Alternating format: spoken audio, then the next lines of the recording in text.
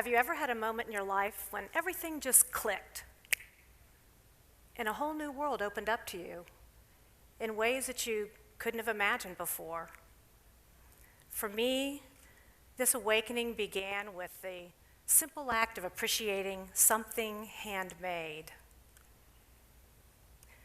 Chanta Noan is the strongest person I know. As a child in Cambodia, she lived an idyllic life. At just 9 years old, her world ended when the Khmer Rouge took power. Orphaned, exiled, and penniless, she survived 2 decades as a refugee. Chanta suffered what no human being should ever have to endure. Returning to her home in Stun Trang at the end of the Ho Chi Minh Trail, she found it cut off and virtually destroyed. She told me, "We called ourselves frogs in the well. With no way out, we knew we had to help ourselves. But how?" Well, Chanta challenged herself. How can we use the art to make a living? And silk work has been indigenous to the Khmer culture for centuries. So Chanta draws on that century-old tradition. She taught the women of her village how to weave. And today, her silk weaving enterprise produces an upscale line of these beautiful scarves and accessories called Mekong Blue, providing 500 families with access to vocational training centers, healthcare, and food. And these weavers support their families better than most, ultimately benefiting 5,000 people. And Chanta heals herself by teaching the Cambodian women about their cultural inheritance, inspires them to self-reliance, and helps to repair her country. Chanta is always moving forward, always. That's where hope lives. Because now she's a breadwinner instead of a dependent. Therefore, she earned respect from her husband. No more domestic violence. She sent her children to school. When a woman becomes financially independent, she is a free woman. Rangina Hamidi, first childhood memory is of her mother crying as the family prepared for a harrowing escape out of their native Afghanistan and into neighboring Pakistan. And the family settled in Pakistan only to flee again under threat to the girls to be defaced with acid for attending school. This time, they landed in the United States, and Rangina earned her college degree along with US citizenship, just as the events of 9/11 unfolded. In the aftermath, she was compelled to return with no other desire but to help the women. And Rangina knew the best way to help her countrywomen was to create opportunity. And just like Chanta, she looked for a solution that made sense in her community. And the ancient skill of intricate hammock embroidery is passed on from women to women.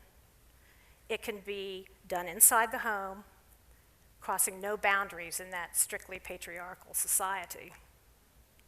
And it was their resistance to oppression. Rangina created Kandahar Treasure, the first woman-owned business in the history of Kandahar. And she employs 450 women, and the business ultimately benefits about 4,000 people. Fierce, unstoppable, and unapologetic. This woman will not rest until meaningful change comes to Afghanistan. The Taliban's stronghold was Kandahar. Women cannot make a simple decision without the approval of their men. But the women of Kandahar are producing beautiful, ancient art in the middle of killing and destruction.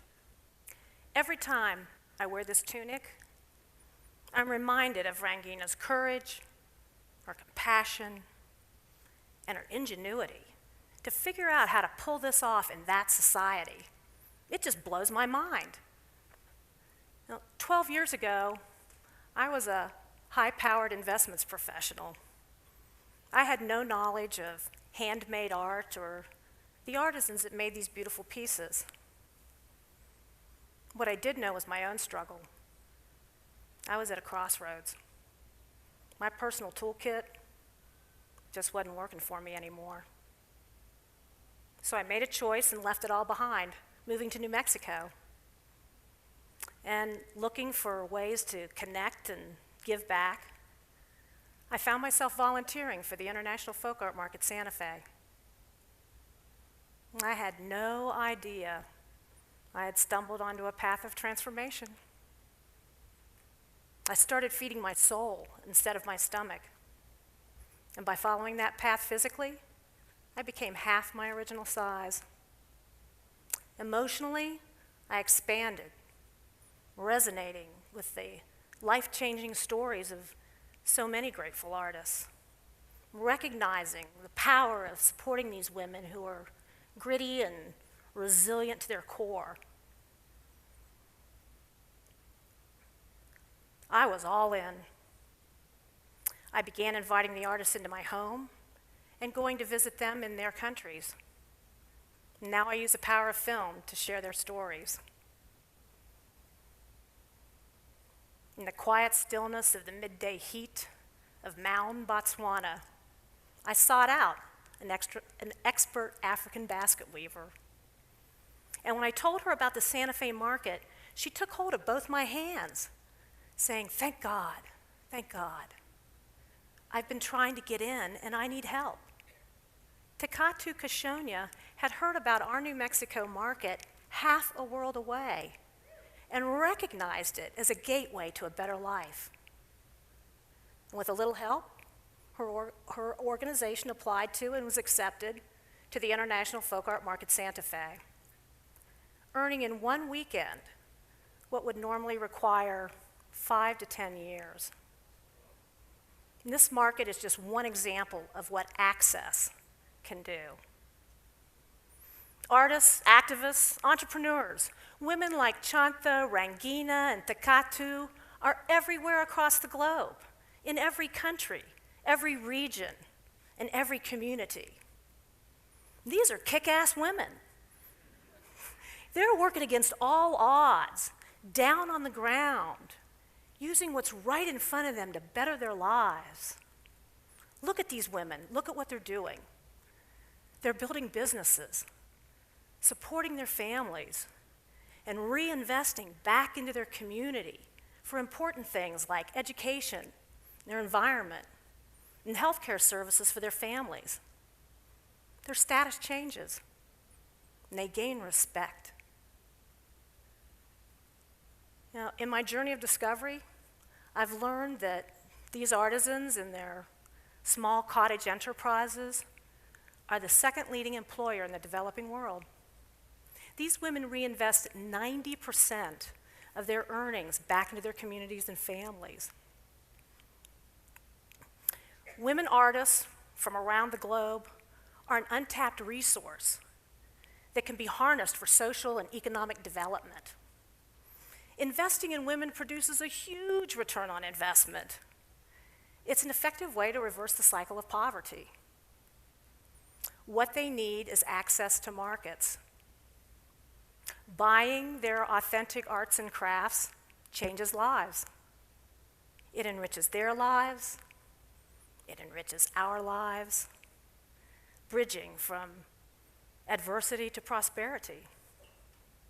You know, who knew that something as simple and useful as a handmade basket could become a symbol for economic freedom, social equity, and cultural preservation? Join me in discovering the humanity of the handmade.